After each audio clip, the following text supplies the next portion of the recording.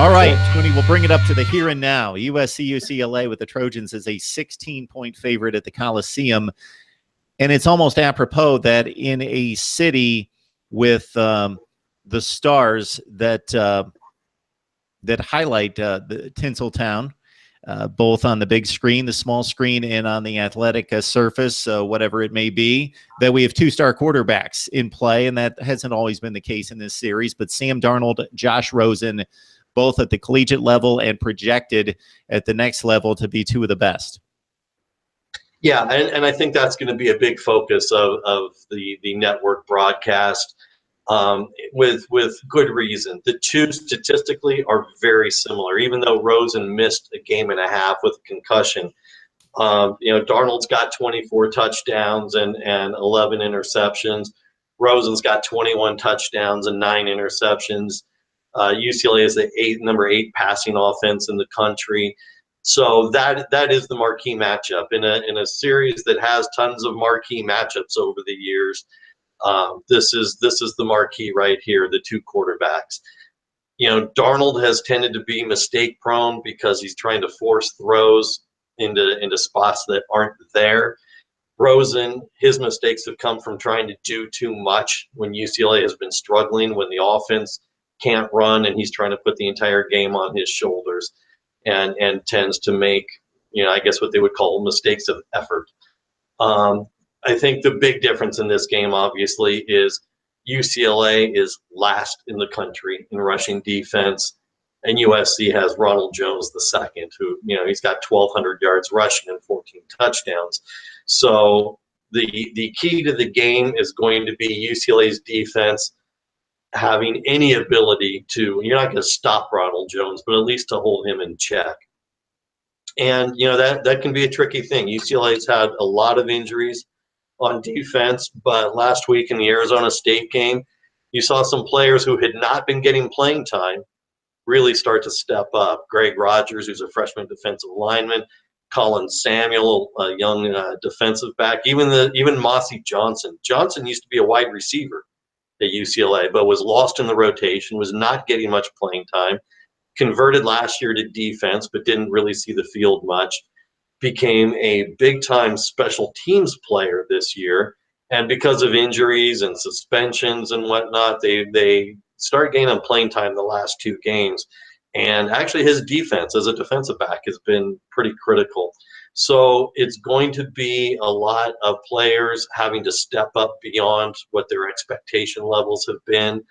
UCLA expects to get Jalen Phillips back at defensive end. He was out last week with a concussion and missed a couple games earlier in the year with a high ankle sprain. So it is going to be completely reliant on the UCLA defense to keep the Bruins in the game. Both teams are averaging just over 35 points a game. They're like 26th and 27th in the country in per game scoring average. So they're both right there. It's going to be about UCLA's defense keeping them in the game. To your point, Tony, even in a 44-37 win over Arizona State last week, the Sun Devils just committed themselves to the run, and why not? 61 rushing attempts at almost just about 5 yards per carry against the Bruins. Now, on the flip side for UCLA, I know that we were having these conversations a year ago en route to a dismal 4-8 finish. Can't run, can't stop the run. Well, still can't stop the run, but at least there's a semblance of a running game, and there was quite a bit of balance in the offensive game plan last week. Josh Rosen throwing it 45 times, but the rushing game came through and was key in winning this one over Arizona State to get to a 5th win. Yeah, and it was running back by committee, and I think that they're going to need to do that again this week. It was Bolo run for me. It was Soso Jamabo. It was Jalen Starks. Nobody was carrying a disproportionate load of the running game. They were also throwing to the running backs out of the backfield a little bit more than what they've been inclined to do. And I think they're going to need to repeat that. I think it's going to need to be a healthy running back by committee type of performance, so that you're not putting the offense on one style of running, because all 3 of them are very different running backs in terms of style. Ola Run for me gets to the outside and can sprint out a little bit better. Jamabo is very much up the middle. and Starks is a fullback size running back who actually can run with some speed to the edge. So I think you're going to need to get a healthy amount of carries for all three of them. It's USC, it's UCLA at the Coliseum. The Bruins looking for that elusive 6th win to get to bowl eligibility. Of course, missing out on postseason play last year. They stand at 5-5 with a date against Cal following the game against USC. For the Trojans, not an official bye week during the course of playing 12 consecutive games, but they do have a bye week following the UCLA game, kind of an oddity that may not have helped them throughout the course of the season in playing 12 straight games, but now in their efforts going forward, as they have qualified for the Pac-12 championship game, that should serve as a nice little rest week, bye week, and game planning for Stanford, Washington State, whomever emerges from the North Division. So USC holding out hopes of a college football playoff. That's very remote, but USC firmly the Pac-12 South's best team and moving on to the Pac-12 championship game. But first, they want to take care of business against UCLA. So it means nothing in the standings, but everything in the city of Los Angeles between these two fierce rivals. And USC doesn't want to let this one slip away and limp off to the Pac-12 championship game with an upset loss to the hated Bruins. So there's a great quote that I will interject here Sure. from Henry Red Sanders, who was the UCLA coach in the 1950s. Took them to their only national championship in 1954. And to this day, it goes on with what this rivalry is, so everybody across the country gets it. Red Sanders used to say, UCLA versus USC is not life and death. It is much more important than that. That says it all right there. How can I follow that up with anything except to tell you, to get a fuller description of that, join Tony at Last Word on College Football. Look up his article. I don't know if it's right on the front page still.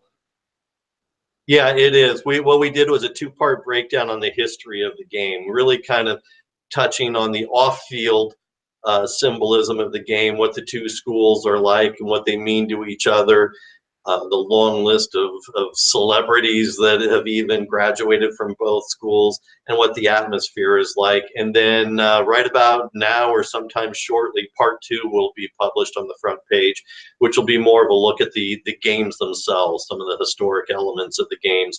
Things like, Troy Aikman, of course, is a college football Hall of Famer, a NFL Hall of Famer. UCLA finally got around to retiring his number last year.